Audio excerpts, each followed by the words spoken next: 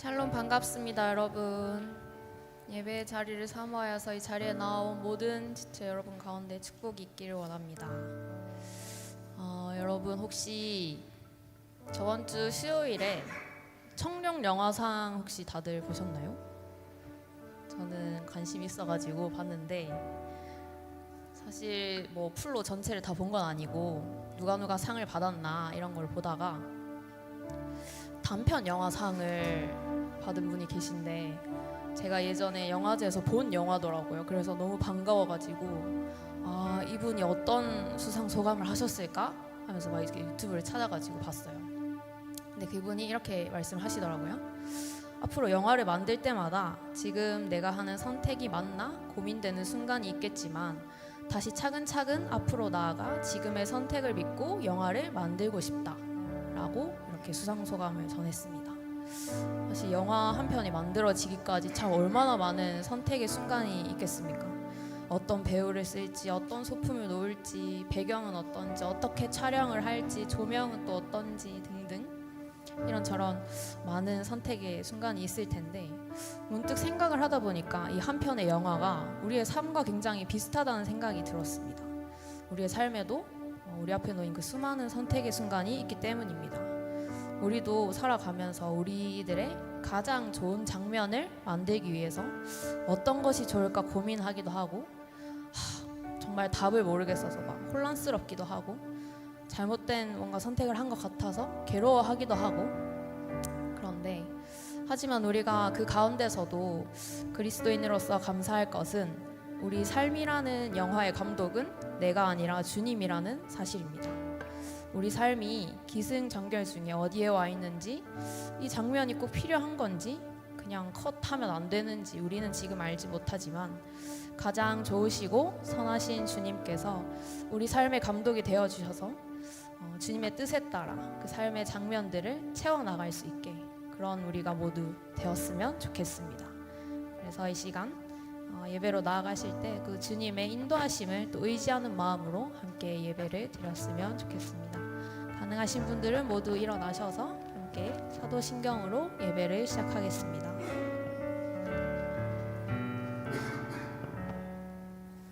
나는 전능하신 아버지 하나님 천지의 창조주를 믿습니다. 나는 그의 유일하신 아들 우리 주 예수 그리스도를 믿습니다.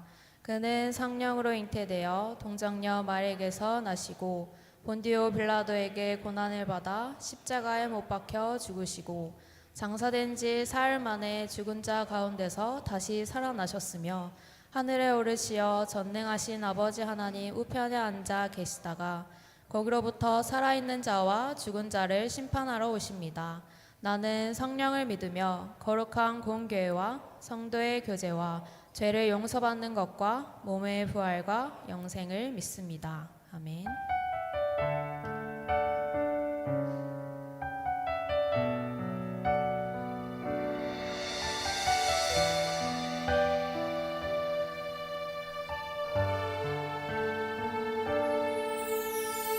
이 세상을 살아가는 동안에 나의 힘을 의지할 수 없으니 기도하고 낙심하지 말 것은 주께서 참 소망이 되심이라. 하나님의 꿈이 나의 비전이 되고 예수님의 성품이 나의 인격이 되고 성령님의 권능이 나의 능력이 되길 원하고 바라고 기도합니다. 이 세상을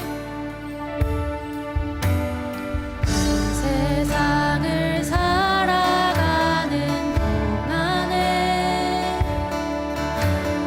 나의 힘을 의지할 수 없으니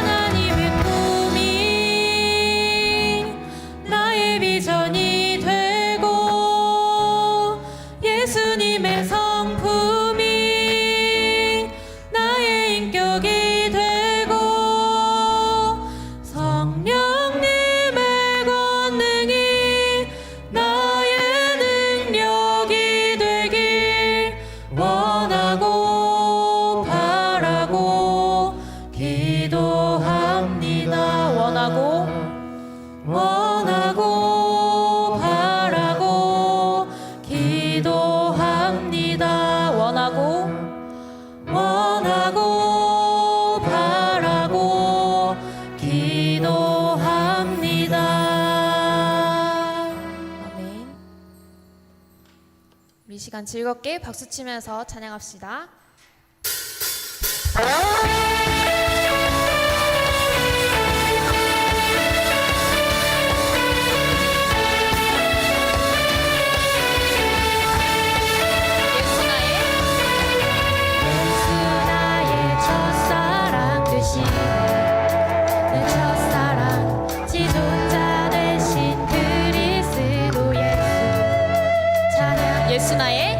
예수 나의 첫사랑 되신 내 첫사랑 지존자 되신 그리스도 예수 찬양하리. 보다 앞에 나의 삶이 향기로운 제사로 주께 드려지기 원하네. 오늘 주만 바라보며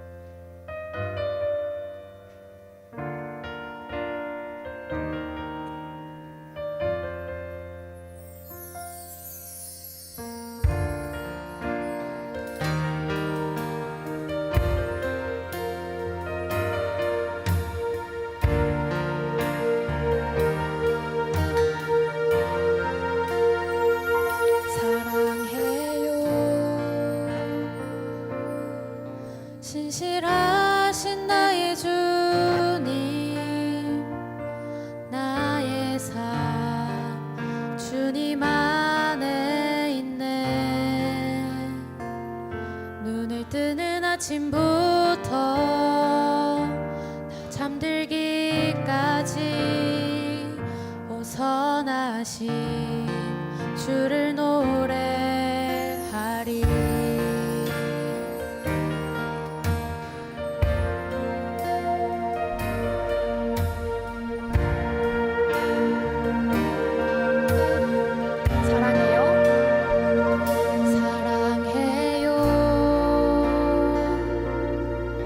신실하신 나의 주님,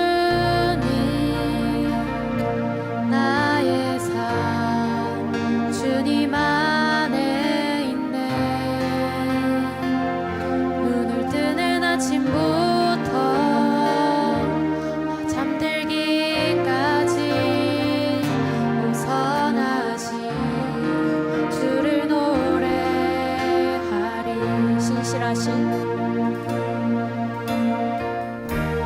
신실하신 나의 주님,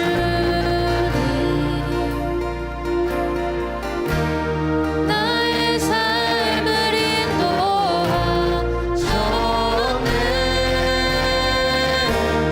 나의 모든 오ıb 땅에 오선하신 주를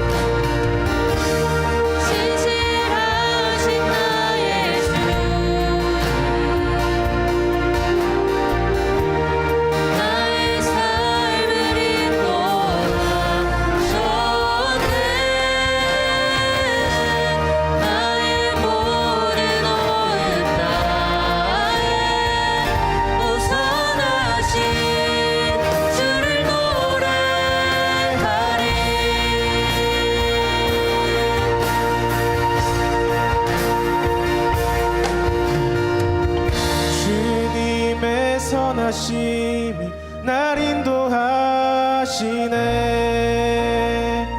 주님의 선하심이 날 지켜주시네. 주께 엎드려 나의 모든 삶 주님께 드리네. 주님의 선하심이 날 인도하시네. 주님의 선하심이 날 인도하시네. 주님의 선하심이 날 지켜주시네. 주께 엎드려 나의 모든 삶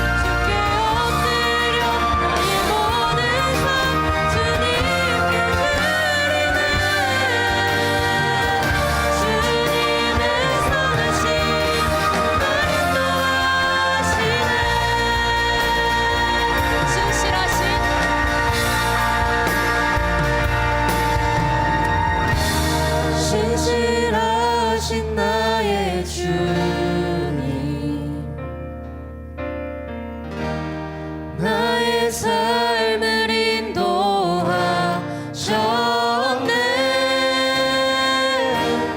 나의 모든 온 땅에 호선하신 주를 노래하리. 진실하신 나의 주, 나의 삶을 인도하셨네. 나의 모든 온 땅에 호선하신 주를 노래하리. 진실하신 나의 주님,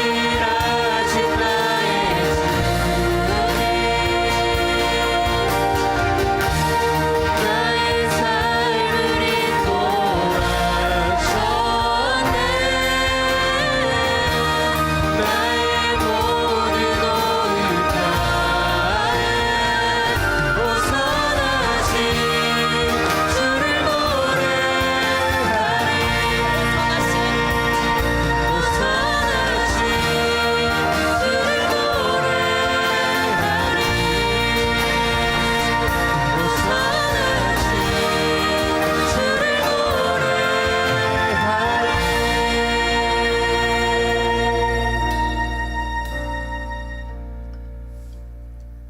이제 내가 너를 바로에게 보내어 너에게 내 백성 이스라엘 자손을 애굽에서 인도하여 내게 하리라. 아멘. 하나님께서는 모세를 애굽으로 보내어 불타는 떨기나무 가운데서 모세의 이름을 부르시고 이스라엘을 구원하기 위한 특별한 사명을 맡기셨습니다. 모세는 내가 누구이기에 이러시냐며 주저할 때 하나님은 내가 너와 함께 하겠다고 약속해 주십니다. 우리도 때로 모세처럼 스스로 부족함을 느끼고 그 사명을 감당할 수 없다고 생각해서 부르심 앞에 주저할 때가 있습니다. 그러나 말씀에 나와 있는 것처럼 사명을 맡기신 분도 그 사명을 이루시는 분도 하나님이십니다. 그래서 우리 이 시간 기도할 때 내 능력보다 주님의 능력을 더 크게 믿고 내 두려움보다 하나님의 약속을 더 의지하게 해달라고 기도합시다. 그래서 우리도 주님의 부르심에 귀를 열고 주시는 그 사명에 순종하는 삶을 살게 해달라고, 주님이 맡기신 그 모든 곳들과 모든 일들 가운데 내가 너와 함께 있으리라는 약속처럼 모든 상황 속에서 주님의 임재를 경험하게 하시고 두려움 대신 담대함을 가지고 나아가게 해달라고 우리 다 함께 기도합시다.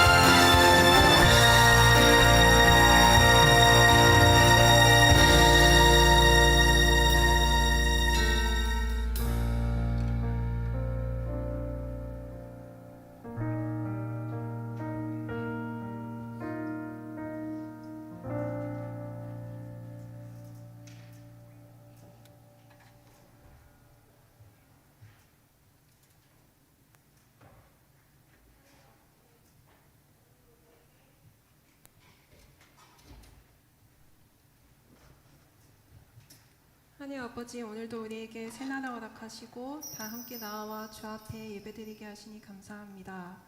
우리가 눈을 뜨고 하루를 보내고 또 하나님의 자녀로 오늘을 살아갈 수 있는 것이 은혜임을 고백합니다. 오늘도 변함없는 사랑으로 우리를 품으시고 선하게 인도하시는 주님을 찬양하며 이 시간 예배드리오니 우리의 마음의 고백을 기쁘게 받으시기를 원합니다. 하나님, 한 주간의 삶을 돌아보며 우리 안에 부끄러운 모습들을 회개합니다. 하나님을 사랑한다고 하면서 하나님의 뜻보다 내 육신의 정욕과 편안함을 선택했던 순간들을 회개합니다. 주님을 우선순위에 두지 못하고 말씀과 기도로 나아가는 것에 게을러지기도 했고 감사하기보다는 불평하기도 했습니다. 주님, 죄로 인해 넘어지는 저희를 불쌍히 여기시고 주의 보혈로 우리의 죄를 덮어주시기 원합니다. 죄에 지지 않고 피 흘리기까지 싸워 죄를 이기게 하시고 육신의 소욕이 아닌 성령을 따라 행하는 자들 되게 하여 주시옵소서. 우리 안에 살아계신 예수님이 우리의 생각과 행동의 주인이 되어 주셔서 주님의 뜻을 따라 생각하고 행하게 하옵소서. 우리 안에 계신 예수님을 바라보는 믿음의 눈을 허락하시고 매일 주님과 함께 동행하는 삶을 사는 저희들 되게 하옵소서. 주님, 오늘 예배 이후에 있을 2부 총회를 두고 기도합니다. 2026년 한 해 동안 새벽 이슬을 이끌어갈 임원을 선출합니다. 주님 마음에 합한 자들이 임원으로 서게 하시고 새로 세워지는 임원들이 주님의 부르심에 기쁨으로 순종할 수 있도록 도와주시옵소서. 하나님의 부르심에는 후회하심이 없다는 것을 기억하며 자신을 부르신 하나님의 선하신 목적과 뜻을 믿고 주님께 헌신하는 임원들이 되게 하옵소서.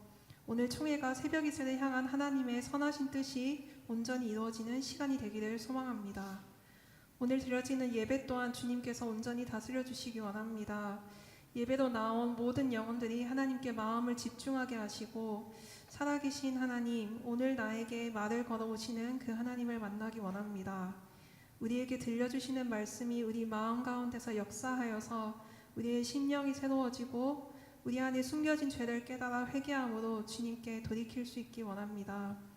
말씀 전하시는 송기한 전도사님을 성령으로 충만케 하여 주셔서 우리에게 필요한 말씀을 성령의 능력으로 담대히 전하게 하옵소서. 오직 하나님만 영광 받으시고 하나님만이 주인 되셔서 다스리시는 예배 되길 원합니다. 감사드리며 예수님 이름으로 기도드립니다. 아멘.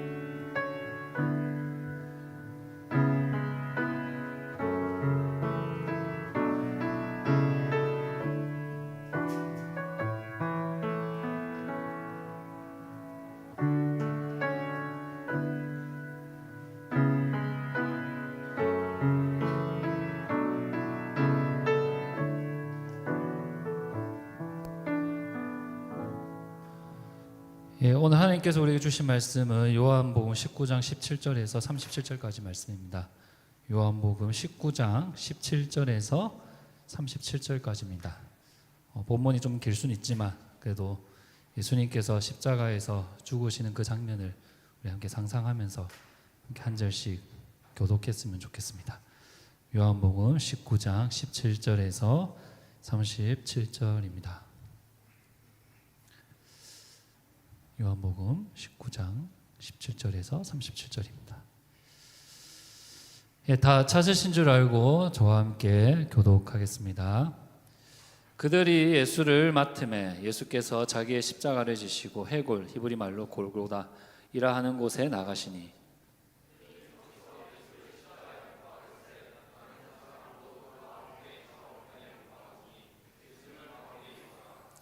빌라도가 패를 써서 십자가 위에 붙이니 나사렛 예수 유대인의 왕이라 기록되었더라.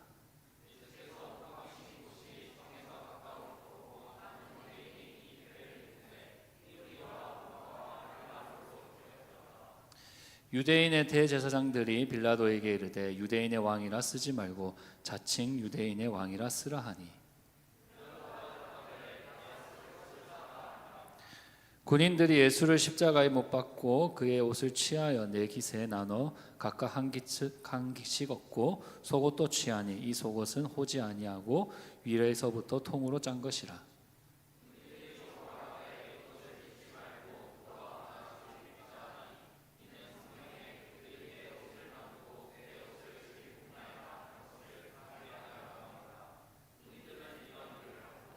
예수의 십자가 곁에는 그 어머니와 이모와 글로바의 아내 마리아와 막달라 마리아가 섰는지라.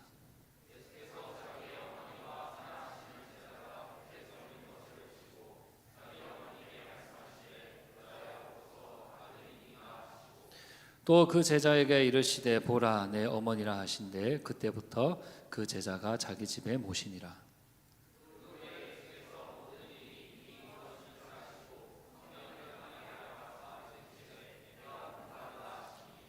거기 신포도주가 가득히 담긴 그릇이 있는지라 사람들이 신포도주에 적신 해면을 우슬초에 매어 예수의 입에 대니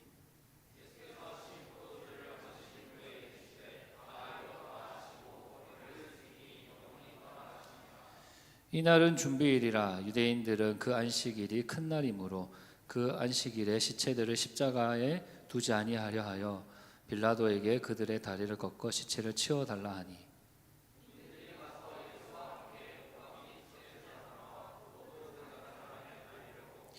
예수께 이르러서는 이미 죽으신 것을 보고 다리를 꺾지 아니하고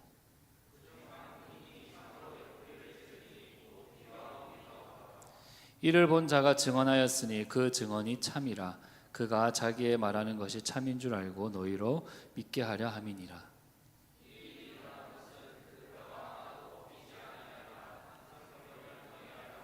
함께 읽겠습니다. 또 다른 성경에 그들이 그 찌른 자를 보리라 하였느니라. 아멘. 예, 여러분들은 이 영어 공부를 좀 언제부터 좀 해보셨던 것 같습니까? 뭐 지금은 사실 초등학생 때부터 영어 과목이 있지만 저는 중학생 때 영어 과목이 있었습니다. 중학생 때 처음 알파벳을 배웠거든요. 제가 초등학교 5학년 때인가 그때 이제 영어 과목이 이제 3학년부터 생겼던 것 같습니다. 뭐 지금은 이제 어떤 문법책을 보는지 저는 잘 모르겠지만 예전에는 이제 성문 기초 영어라고 아시는 분 있습니까? 웃으시는 분들 예, 보입니다, 그죠? 이거 아시는 분들이면 예, 그런 초록색 책으로 이제 공부를 했습니다. 정말 재미없게 생긴 책이거든요. 이제 그 책으로 이제 영어 문법을 공부했습니다. 제가 이제 영어 문법을 배울 때에 가장 이제 생소했던 개념이 있었는데요. 뭐 have pp라고 불리는 이제 현재 완료형이 가장 생소했던 것 같습니다. 한글에는 현재, 과거, 미래의 시제는 있는데 완료형에 대한 시제가 없지 않습니까? 그런데 영어에는 막 현재 완료, 과거 완료, 미래 완료가 존재합니다. 영어에서 완료형이 무엇을 의미합니까? 어떤 사건이 이미 완료되었고 그 결과가 지금까지 계속된다는 뜻을 가집니다. 예를 들어 열쇠를 잃어버렸다라는 이 문장을 현재 완료형으로 사용하면 과거의 열쇠를 잃어버렸는데 지금도 여전히 그 열쇠를 잃어버린 상태라는 뜻으로 우리는 해석을 합니다. 하지만 과거형인 경우에는 과거에 잃어버렸다는 사실만 말할 뿐 지금 내가 열쇠를 찾았는지 안 찾았는지는 우리가 알 수 없다라고 해석을 합니다. 제가 이렇게 이제 완료형 이야기를 길게 하는 이유가 무엇이냐면요, 이 헬라어에도 이 완료형이 등장하기 때문입니다. 영어가 이제 헬라어의 영향을 제법 많이 받았잖아요. 근데 하지만 우리가 읽는 한글 성경에는 완료형이 등장하지 않습니다. 한글에는 이제 완료형 시제가 없기 때문입니다. 그래서 우리는 이제 성경을 읽을 때에 이 완료형으로 끝난 어떤 의미들을 놓칠 때가 참 많습니다. 특별히 오늘 함께 읽은 본문에서도요, 예수님이 하신 말씀이 완료형인데 한글 성경에는 이것이 잘 드러나지 않습니다. 오늘 말씀은 이제 예수님이 십자가에서 죽으시는 이야기입니다. 예수님이 죽기 전에 하신 말씀이 무엇인지 아십니까? 다 이루었다입니다. 한글 성경은 다 이루었다라고 번역하고 있어서 이 예수님의 말씀이 과거형처럼 느껴집니다. 그러나 이제 헬라어 성경에서는요, 다 이루었다의 동사를 완료형으로 사용하고 있습니다. 무슨 의미겠습니까? 예수님께서 십자가에서 이루신 일이 이미 완료되었고 지금도 완료되어 있다는 말입니다. 예수님이 성취하신 그 일이 2000년 전에만 해당된다는 게 아니라는 거예요. 오늘 저와 여러분들에게도 그 일이 완료되어 있다는 것입니다. 우리는 예수님이 십자가에서 이루신 일을 지금도 함께 경험하고 있습니다.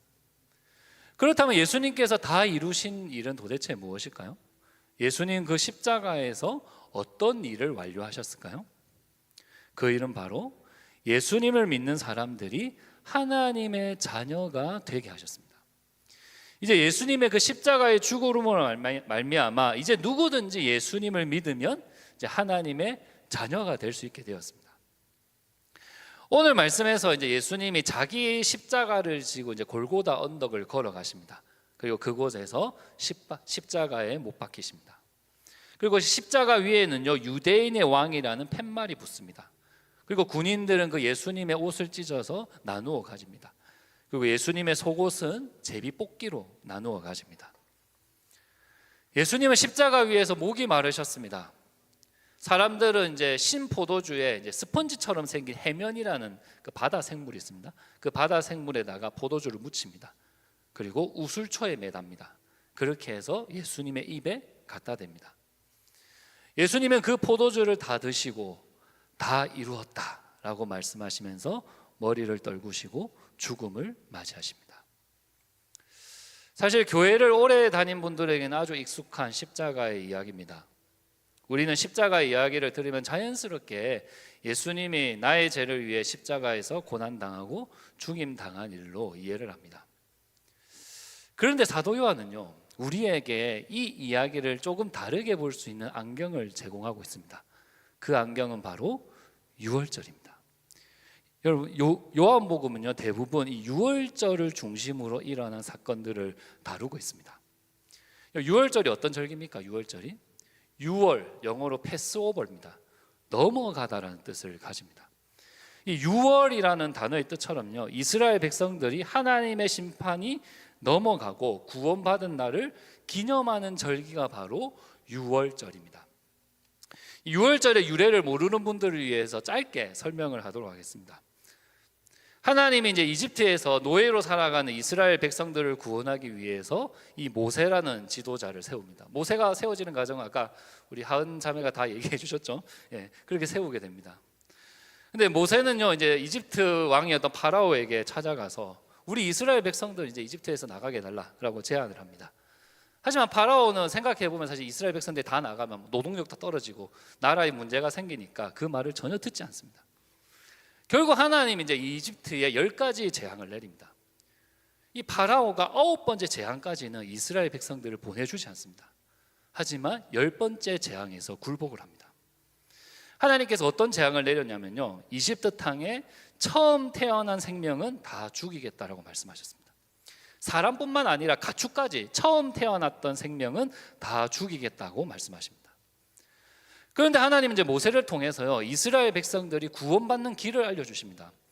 어린 양의 피를 이제 집 대문에 문설주와 임방이 어디냐면 문에 보면 위에 옆에 기둥 있잖아요. 여기다 바르는 거예요. 문설주와 임방에 바르면 그 집은 하나님의 심판이 넘어가게 될 거라고 말씀하십니다. 이 하나님의 말씀대로 어린 양의 피를 발랐던 그 이스라엘 백성들은 이제 하나님의 심판이 넘어가게 됩니다. 하지만 어린 양의 피를 바르지 않았던 이집트 사람들은요, 집안의 첫째 자녀들이 다 죽게 됩니다. 이스라엘 백성들은 이 사건 이후로 이집트를 탈출할 수 있게 되었고, 이후에 하나님의 백성이 됩니다. 그리고 하나님은 이스라엘 백성들에게 명령하십니다. 이 사건을 기념하기 위해서 유월절이라는 절기를 만들어서 지켜라고. 그리고 그 유월절 절기가 예수님 시대 때까지 유대인들이 지키고 있었던 것입니다. 지금도 여전히 이 유대인들이 유월절을 지키고 있습니다. 여러분, 제가 유월절 이야기를 이렇게 자세하게 했던 이유가 무엇일까요? 바로 이 유월절이 바로 이 오늘 본문의 열쇠이기 때문입니다. 여러분, 사도 요한이요, 그 예수님의 십자가에서 죽으시는 장면을 기록하면서 이 글을 읽는 사람들이 유월절이 떠오르도록 의도적인 장치들을 다 해놓았습니다. 마치 이제 영화 감독이 이제 복선을 이렇게 풀어놓는 것처럼 막 떡밥들을 다 깔아놓은 거예요. 그래서 사도 요한이 이 유월절이 떠오르게 하는 어떤 4가지의 단서를 본문 곳곳에 넣어놨습니다. 이 첫 번째 단서는 뭐냐면요, 시간입니다. 여러분, 요한복음 19장 14절을 보면 예수님이 십자가형을 선고받은 시간이 언제냐면 유월절 준비일 제6시, 지금 시간으로 하면 낮 12시쯤입니다. 정오에 예수님께서 십자가 선고를 받으십니다. 이때가 무슨 시간일까요? 그 유월절을 위해서 이제 각 가족의 대표들이 유월절을 준비하기 위해서 성전에 모여가지고 어린 양을 잡는 시간입니다. 역사 기록에 따르면 성전에서 25만 마리의 양을 잡았다고 합니다. 한 번에, 그 시간에. 모든 명절이니까 다 유대인들 다 올라올 거잖아요. 그 가족의 대표가 와가지고 성전에서 이제 양을 잡기 시작한다는 거예요. 그래서 이 시간이 되면 성전은 정말 피비린내가 진동하는 도살장이 된다고 합니다. 근데 예수님이 이와 동일한 시간에 십자가형을 선고받으십니다. 또 두 번째 단서가 있습니다. 그것은 바로 우슬초입니다. 다른 복음서에서는요, 예수님이 목 마를 때에 이렇게 해면에 포도주를 묻혀서 갈대에 매달았다고 기록합니다. 그런데 요한복음은 우슬초에 매달았다라고 기록을 합니다. 우슬초는 이게 딱딱하거나 긴 가지가 아니라서 사실 이렇게 해면에 매달아서 줄 수가 없습니다. 그럼에도 사도 요한은 굳이 우슬초에 매달았다라고 얘기하고 있습니다. 왜 그럴까요? 이 출애굽기 12장을 보면요, 이스라엘 백성들이 문설주에 어린 양의 피를 바를 때 뭘 사용했을까요? 우슬초를 사용했습니다. 그래서 사도 요한은 이 우슬초를 통해서 이 글을 읽는 사람들이 유월절이 떠오르도록 만들고 있습니다.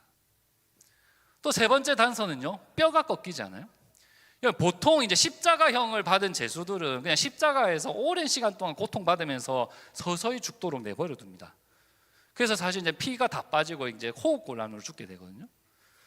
근데 이제 다음 날이 유대인들의 안식일이었던 거예요. 근데 유대인들이 보기에는 시체는 부정한 거기 때문에 저 시체를 빨리 치워야 했던 겁니다. 그래서 군인들에게 저 시체를 빨리 치워달라고 부탁을 합니다. 그래서 군인들이 저 죄수들을 빨리 죽게 하려고 뭘 했냐면요, 그 지탱하고 있는 다리를 꺾어버립니다. 이게 십자가형에 이제 매달려 있잖아요. 그러면 숨쉬기가 어려운 거예요. 숨 쉴 때 다리에 힘을 주고 이러면서 쉬어야 되는데 그 다리를 꺾어버린 거예요. 그러면 이제 더 빨리 죽을 수 있기 때문에 다리를 꺾은 것입니다. 그런데 예수님이 어떤 상태였습니까? 다른 죄수들보다 먼저 죽은 상태였습니다. 일찍 돌아가셨습니다. 그렇기 때문에 군인들이 봤을 때 다리를 꺾을 필요가 없었던 거예요. 그런데 이게 예수님이 다리가 꺾이지 않는 이 사건은요, 다른 복음서에는 또 등장하지 않습니다. 사도 요한만 이 사실을 주목하고 강조를 하고 있다는 거예요. 그럼 사도 요한이 다리가 꺾이지 않는 예수님을 강조한 이유가 뭘까요? 우리 출애굽기 12장 46절을 세 번역으로 한번 읽어보겠습니다. 우리 함께 읽겠습니다. 어느 집이든지 고기는 한 집에서 먹어야 하며 그 고기를 조금이라도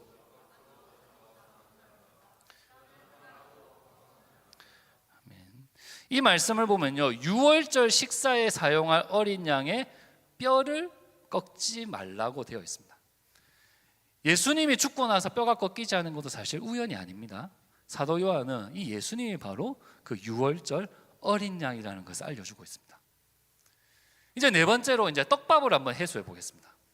저는 이제 드라마나 애니메이션 볼 때 떡밥이 해소되는 순간을 가장 좋아합니다.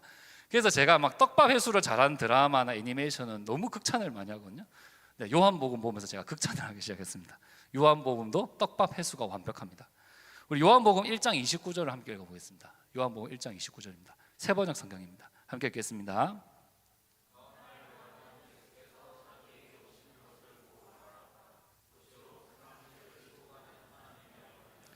아멘.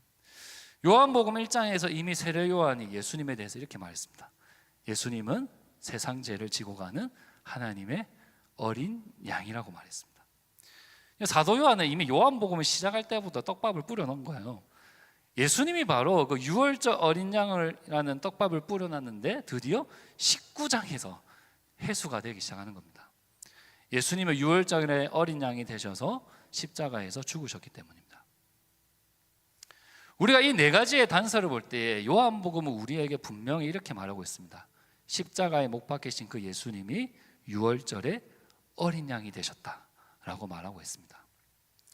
그렇다면 우리는 이제 질문이 생깁니다. 예수님이 유월절의 어린 양이 되신 게 우리와 무슨 상관이네요? 라는 생각이 들 수 있습니다. 유월절을 한번 떠올려 봅시다. 유월절 밤에 그 어린 양의 피가 문설주에 발라져 있었습니다.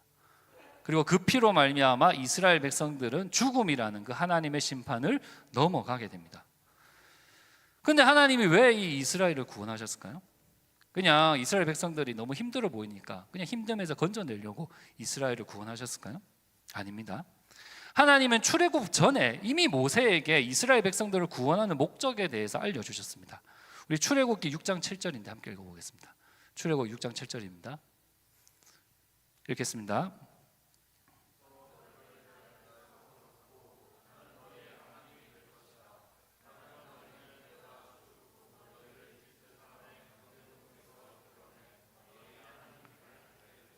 아멘. 하나님이 이스라엘을 구원하신 목적은요, 이스라엘을 하나님의 백성으로 삼기 위해서 구원하셨답니다. 그래서 유월절 어린 양의 피로 구원받은 이스라엘 백성들은요, 이집트를 탈출했고 그 다음에 홍해를 건넜고 시내산에서 하나님과의 언약을 맺으면서 하나님의 백성이 됩니다. 이스라엘 민족은 그 전까지 하나님의 백성이 아니었던 거예요. 그 홍해를 건너고 시내산에서 하나님의 백성으로 세워지게 됩니다. 그리고 이 모든 과정을 우리는 출애굽이라 부릅니다. 노예에서 하나님의 자녀로 신분이 바뀌는 그 과정을 바로 출애굽이라 얘기한다는 거예요. 자, 그렇다면 이제 예수님의 유월절 어린 양이 되셨다는 걸 뭘 의미하겠습니까? 새로운 출애굽이 시작되었다는 거예요. 근데 이번에는 이스라엘 민족만이 아니라는 거예요. 예수님의 피로 말미암아 누구든지 예수님을 믿으면 그 새로운 출애굽을 경험할 수 있게 된다는 것입니다. 이스라엘 백성들이 이집트 노예에서 하나님의 자녀로 신분이 바뀐 것처럼 이제 우리도 예수님을 믿으면 죄와 죽음의 종에서 하나님의 자녀로 신분이 바뀌게 된다는 거예요. 다른 복음서에서는요, 십자가를 통해 고난을 당하시는 예수님, 우리의 죄를 대신해서 죽으시는 예수님을 강조하고 있습니다. 그러나 요한복음은요, 십자가를 통해서 우리가 바로 하나님의 자라나는 새로운 신분을 얻게 되었다라고 선언을 하고 있습니다. 우리가 그 유월절 어린 양이신 예수님을 통해서 새로운 출애굽을 하게 되었다라고 말하고 있다는 거예요. 그래서 여러분들 사도 요한일서를 보면요, 항상 요한이 이러한 논리로 권면을 해요. 너희가 하나님의 자녀라면, 너희가 정말 하나님을 아는 사람이라면 서로 사랑해야 된다 얘기합니다.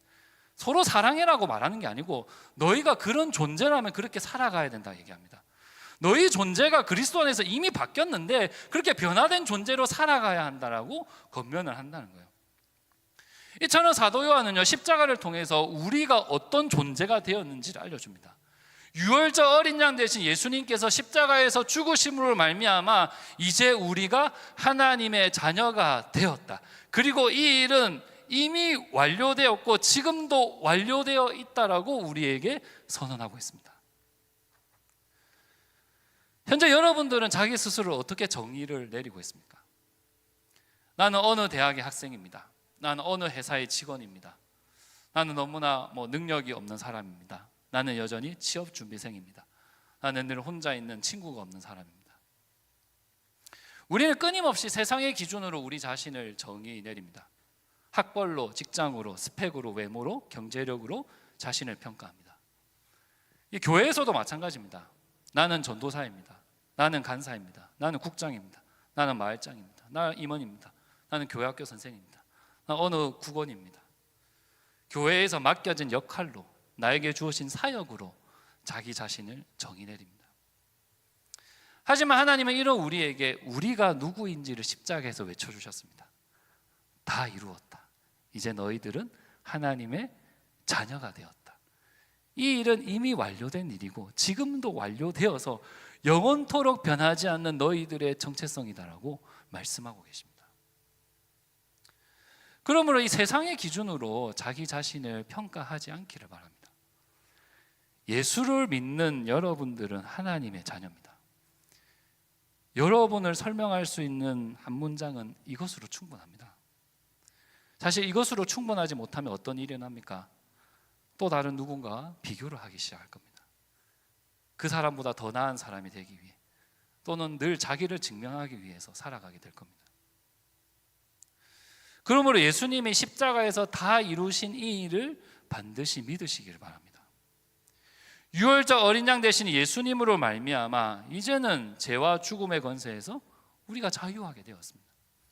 하나님의 사랑 안에서 하나님과 인격적인 교제를 나누며 살아가는 그런 존재가 되었습니다. 이제 하나님은 여러분들과 우리와 영원히 함께 하십니다. 절대 떠나지 않으십니다. 완료된 일이라니까요. 그리고 이러한 존재의 변화는요, 여러분들의 노력 때문이 아니라 유월절 어린 양이신 그 예수님이 십자가에 죽으셨기 때문에 일어난 일입니다. 하나님 앞에 사랑받기 위해서, 이 세상으로부터 사랑받기 위해서 노력하지 않기를 바랍니다.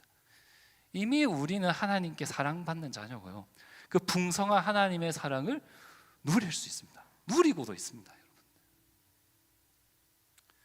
그런데 더 놀라운 소식이 있습니다. 이 레이몬드 브라운이라는 이제 그 요한 신학의 최고의 권위자거든요. 이분이 쓴 주석을 보면 오늘 함께 읽은 이 본문의 구조를 이렇게 분석을 합니다. 함께 사진 한번 보여주시겠어요? 예, 잘 보이시나요? 예. 여러분들, 우리가 한국 사람들은 글을 쓸 때 어떻게 써요? 두괄식, 미괄식으로 쓰잖아요, 그죠? 그래서 핵심 주장을 글 처음에 적거나 핵심 주장을 마지막에 배치합니다. 근데 유대인들은 글을 쓸 때 어떻게 하냐면요, 샌드위치처럼 글 중간에 핵심 주장이나 이야기를 배치한다는 거예요. 그래서 핵심 이야기 앞뒤로 대칭되는 이야기를 계속 넣습니다. 여기처럼 A, B, B, C 그 가운데 D를 놓는다는 거예요. 그 어떤 문단의 가운데에 핵심 이야기가 있다는 거예요. 그렇다면 오늘 본문의 핵심 이야기가 어디에 있을까요? 놀랍게도 예수님이 다 이루었다는 그 장면이 있지 않습니다. 25절부터 27절, 예수님의 어머니 마리아에게 새로운 가족을 만들어주는 그 장면이 이 이야기의 중심에 있습니다. 우리가 생각하는 거와 너무 다르지 않습니까? 우리는 이제 다 이루었다는 그 말씀이 가장 중요하다 생각하는데, 사실 요한복음은 이 십자가 사건의 중심을 새로운 가족이 만들어지는 장면이라고 우리에게 설명을 하고 있습니다. 이 요한복음 19장 25절에서 27절을 설명해 드리겠습니다. 예수님이 이제 십자가에서 고통당하고 계셨잖아요. 곧 이제 죽음을 맞이할 상황이 되었습니다. 그때 이제 예수님 곁에 이제 예수님의 어머니였던 마리아가 있었고, 예수님의 이모가 있었고, 이름 안 나옵니다. 이모가 있었고, 글로바의 아내 마리아, 막달라 마리아, 이렇게 4명의 여인이 예수님의 그 십자가 곁에 있었습니다. 근데 예수님이 이들을 보시고 이제 사도 요한을 부르더니 그 사도 요한을 소개하기 시작합니다. 그리고 마리아에게 뭐라고 얘기하냐면, 이 사도 요한이 어머니의 새로운 아들이 될 것입니다 얘기합니다. 그리고 사도 요한을 불러서 이 마리아가 너의 어머니다라고 말합니다. 예수님은 혈연관계도 아닌 마리아와 사도 요한이 이제 어머니와 아들이 되었다라고 말씀합니다. 여러분, 이 장면이 뭘 말해주는 걸까요? 여러분, 입양한 관계를 제외하고 혈연관계가 아니지만 서로를 가족이라고 여기는 공동체가 어디 있습니까? 바로 교회입니다. 그래서 여러 신학자들이 이 마리아와 사도 요한이 새로운 가족이 된 것이 십자가 아래에서 탄생한 첫 번째 교회라고 해석을 합니다. 혈연이 아닌 새로운 관계, 그 새로운 가족이 어디서 만들어졌어요? 십자가 아래에서 만들어졌습니다. 그러므로 예수님이 십자가에서 이루시는 일은요, 하나님의 자녀들에게 새로운 가족을 주신 것입니다. 바로 이 교회라는 가족을 주신 거예요. 이게 십자가에서 이루어진 일입니다. 여러분, 하나님이 이스라엘 민족을 출애굽시킬 때의 목적이 무엇이었습니까? 이스라엘 백성을 하나님의 자녀로 삼는 거였죠. 근데 이 의미가요, 한 개인을 하나님의 자녀로 삼겠다는 의미가 아니라는 거예요. 이 세상에서 하나님께서 거하시는 공동체를 세우겠다는 의미입니다. 우리는 항상 이제 출애굽 사건과 십자가 사건을 보면서 개인에게 적용시킬 때가 많은데, 사실 하나님의 뜻은요, 하나님이 함께 하시는 공동체를 세우는 일이 있습니다. 우리가 이제 한국 교회에서 주로 듣게 되는 복음은 사실 개인 구원에 초점이 많이 맞춰져 있습니다. 그래서 우리는 십자가의 결과가 내가 죄에서 구원받는 거고 내가 하나님의 자녀가 되는 거라고 적용을 합니다. 물론 이것도 맞는 말입니다. 하지만 성경은요, 개인보다 공동체에 초점이 맞춰져 있습니다. 하나님의 개인을 구원하시지만 그들을 공동체로 만들어내십니다. 그렇기 때문에 요한복음이 끝나자마자 다음 책이 어떤 책입니까? 사도행전입니다, 여러분들. 사복음서에서 예수님에서 가르쳐주고 그 다음 얘기가 뭘로 넘어가요? 교회의 이야기로 넘어갑니다. 이게 성경의 흐름이라는 거예요. 예수님의 죽음과 부활 이후에 교회가 탄생하고 성장하는 이야기로 우리의 성경이 흘러간다는 거예요. 이제 두 번째 떡밥 해소하겠습니다. 이전에 우리 설교 때 다루었었는데, 예수님이 이제 요한복음 17장에서 제자들을 위해서 기도할 때 두 가지의 내용을 기도했습니다. 기억나는 분 없겠죠, 그죠? 예, 두 가지를 위해서 기도했는데, 첫 번째가 거룩함을 위해서 기도하셨고요, 두 번째가 연합을 위해서 기도하셨습니다. 너무나 다른 제자들이 삼위일체 하나님의 사랑 안에서 하나 되게 해달라고 기도하셨습니다. 베드로처럼 성격이 급한 사람도 있고, 도마처럼 의심이 많은 사람도 있고, 요한처럼 그냥 이렇게 조용한 제자도 있었고, 시몬처럼 막 열심당원인 그런 사람도 있었습니다. 근데 이렇게 다양한 사람들을 하나 되게 해달라고 예수님이 기도하셨습니다. 근데 그 기도가 어디서 이루어진 거예요? 19장 이 십자가에서 이루어지게 됐다는 것입니다. 십자가 아래에서 그 마리아와 요한이 새로운 가족이 된 것처럼 우리도 십자가로 말미암아 하나가 되었다는 거예요. 예수님은 십자가에서 우리를 교회로 세우셨습니다. 너무나 다양한 저와 여러분들을 형제 자매 되게 하셨다는 거예요. 그리고 이 일은 이미 일어난 일입니다. 우리 안에도 이미 완료된 일이라는 거예요. 여러분, 가족들마다 이제 관계가 좋은 가족이 있고 관계가 좋지 않은 가족이 있겠지만, 가족이란 사실은 변하지 않습니다. 가족이라는 것을 선택할 수 없어요. 내가 원하지 않아도 가족은 가족입니다. 하지만 그래서 우리에게는 더 강한 끈이 생깁니다. 가족들에게는 미워도 결국 사랑하려고 좀 애쓰게 되고, 화가 나도 결국 용서하게 됩니다. 우리도 마찬가지라는 거예요. 우리는 이미 십자가에서 형제 자매가 되었습니다. 그렇기 때문에 우리가 서로 사랑해야 한다는 거예요. 제가 늘 말하지 않습니까? 우리는 형제 자매 되었기 때문에 사랑하는 거지, 사랑하기를 노력해서 형제 자매가 되는 것이 아닙니다. 사랑하기 때문에 가족이 되는 것이 아니라 가족이라서 사랑하는 거예요. 이 순서가 중요하다는 거예요. 그러므로 이제 여러분들이 이제 십자가를 볼 때마다 나를 구원하신 은혜에만 머무지 말고 우리 새벽에 있을 공동체를 주신 그 은혜를 한번 경험해 보시기 바랍니다. 십자가에 설 때마다 개인적인 죄의 문제만 돌아보지 마시고 나의 형제 자매들을 사랑하지 못했던 그 죄들을 한번 돌아보시기 바랍니다. 교회에 걸려있는 십자가를 볼 때마다, 나의 목걸이, 귀걸이, 키링에 걸려있는 십자가를 볼 때마다 우리 공동체를 한번 떠올려 보시기 바랍니다. 그리고 그때 생각나는 지체들을 위해서 기도를 하거나 안부를 물어보시기 바랍니다. 물론 이성적인 감정으로 갑자기 밤에 연락해서는 안 되고요. 가장 안전하게는 우리 여러분들의 마을원들에게 한번 사랑을 실천해 보시기 바랍니다. 십자가 때문에 정말 우리가 한 마음이 되었구나, 우리가 십자가 때문에 한 마을이 될 수 있었구나 라고 하나님께 감사를 표현해 보시기 바랍니다. 우리 사랑하는 새벽에서 청년 여러분들, 이제 마지막 떡밥을 하나 해소하겠습니다. 요한복음 1장 12절입니다. 우리 함께 읽겠습니다. 그러나 그를 맞이한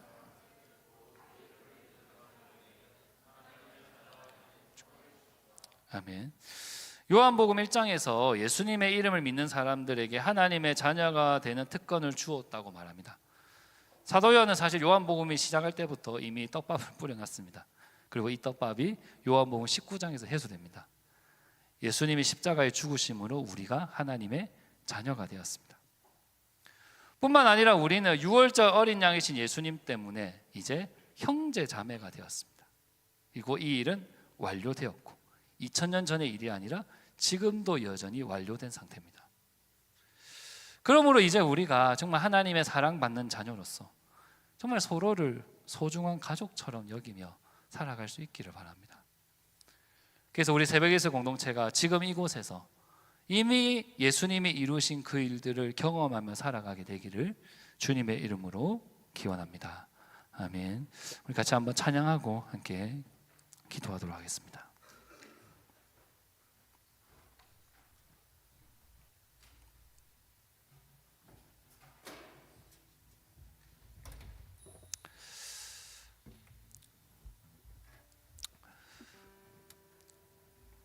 우리가 십자가에서 일어난 일이 무엇인지를 한번 생각해 보셨으면 좋겠습니다.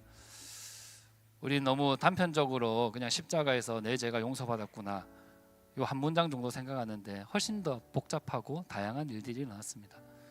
우리의 신분이 바뀌기도 했고요. 또 우리가 하나님의 자녀가 되었기 때문에 서로를 형제 자매가 되었습니다. 사실 제가 전도사만 아니면 맞죠? 형님 뭐 그런 관계가 될 수 있었는데 그죠? 그 정도로 우리는 가족이 되었다는 거예요. 여러분 이것을 좀 생각하면서 같이 한번 찬양하며 나아갔으면 좋겠습니다.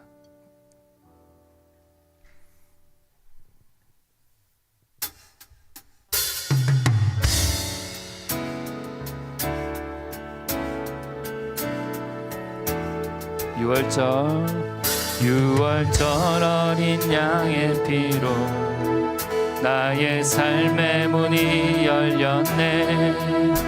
저 어둠의 권세는 힘이 없네. 주 보혈의 능력으로 원수가 날 정죄할 때에도 난 의롭게 설 수 있네. 난 더 이상 정죄함 없네. 난 주 보혈 안에 있네. 난 주 보혈 안에 있네. 그 피로 내 제사했네. 하나님의 긍휼 날 거룩해 하시었네. 난 주 보혈 안에 있네. 나 원수의 어떠한 공격에도 더 이상 넘어지지 않네. 난 주 보혈 안에 유월절 어린 양의 피로 나의 삶의 문이 열렸네. 저 어둠의 권세는 힘이 없네. 주 보혈의 능력으로 원수가 날 정죄할 때에도 난 의롭게 설 수 있네. 난 더 이상 정죄함 없네. 난 주 보혈 안에 있네. 난 주 보혈 안에 있네. 그 피로 내 제사했네. 하나님의 긍휼 날 거룩해 하시었네. 난 주 보혈 안에 있네. 나 원수의 어떠한 공격에도 더 이상 넘어지지 않네. 난 주 보혈 안에 난 주 보혈 안에 있네. 그 피로 내 제사했네. 하나님의 긍휼 날 거룩해 하시었네. 난 주 보혈 안에 있네. 나 원수의 어떠한 공격에도 더 이상 넘어지지 않네. 난 주 보혈 안에 있네. 난 주 보혈 안에 있네. 그 피로 내 제사했네. 하나님의 긍휼 날 거룩해 하시었네. 난 주 보혈 안에 있네. 나 원수의 어떠한 공격에도 더 이상 넘어지지 않네. 난 주 보혈 안에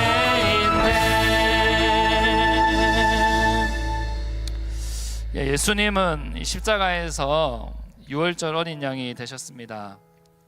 우리는 어린 양 예수님의 죽음으로 말미암아 새로운 삶의 문이 열렸습니다. 제 죽음의 종이었던 우리가 이제 십자가를 통해 하나님의 자녀가 되었습니다. 이제 더 이상 세상의 기준을 따라 나를 정의하지 않아도 괜찮습니다. 하나님은 우리를 사랑스러운 하나님의 자녀로 바라보고 계십니다. 뿐만 아니라 하나님은 우리에게 새로운 가족도 주셨습니다. 예수님의 십자가의 죽음을 말미암아 이제 우리들은 형제 자매가 되었습니다. 하나님은 예수님의 그 십자가를 통해 교회라는 공동체를 세우셨고 우리와 영원히 함께 하십니다. 우리 함께 기도했으면 좋겠습니다. 주님, 십자가를 통해서 이미 내가 하나님의 자녀가 되었음을 믿습니다. 세상의 기준으로 나를 보지 않게 하시고 하나님의 사랑의 시선으로 나를 바라보게 하여 주십시오. 그리고 이제 내가 변화된 신분에 합당한 삶을 살 수 있기를 원합니다. 이미 나에게 허락하신 그 하나님의 풍성한 사랑을 누리며 나의 형제 자매들을 사랑하며 살아갈 수 있도록 성령 하나님 나를 인도하여 주십시오라고 우리 들은 말씀을 기억하면서 함께 기도하며 나아갔으면 좋겠습니다. 기도하시겠습니다. 하나님, 이 시간 우리가 주님 앞에 나아갑니다. 하나님, 우리가 주님을 바라보며 나아가기를 간절히 원합니다. 부활절 인정의 피로 말미암아 우리가 하나님의 자녀가 되었습니다. 저도 하나님 앞에서 참 자녀로서 머물기를 원합니다. 하나님과 나에게 주어진 삶과 나의 능력으로 주님 앞에 서는 것이 아니라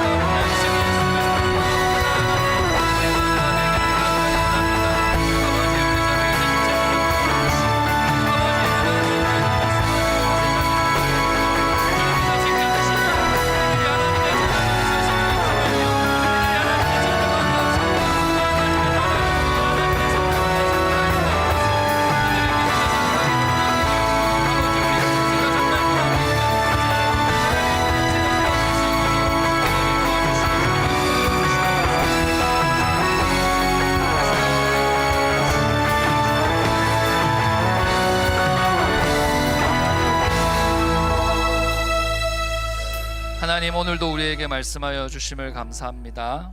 우리가 이 말씀대로 살아갈 수 있도록 함께하여 주십시오.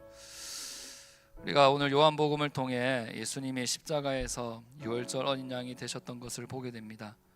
그래서 우리가 예수님으로 말미암아, 그 십자가로 말미암아 하나님의 자녀가 되었음을 우리가 믿습니다.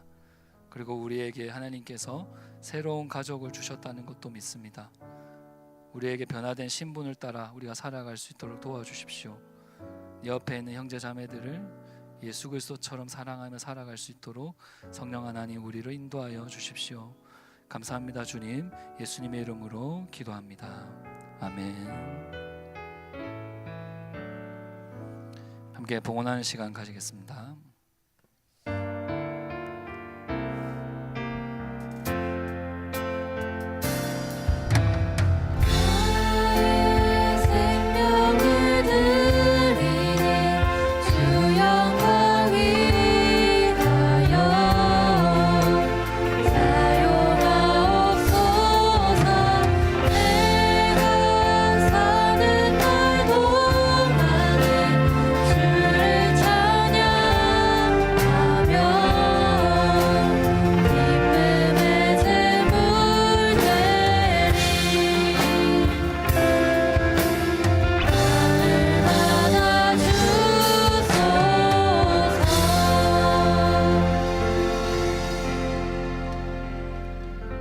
기도하겠습니다.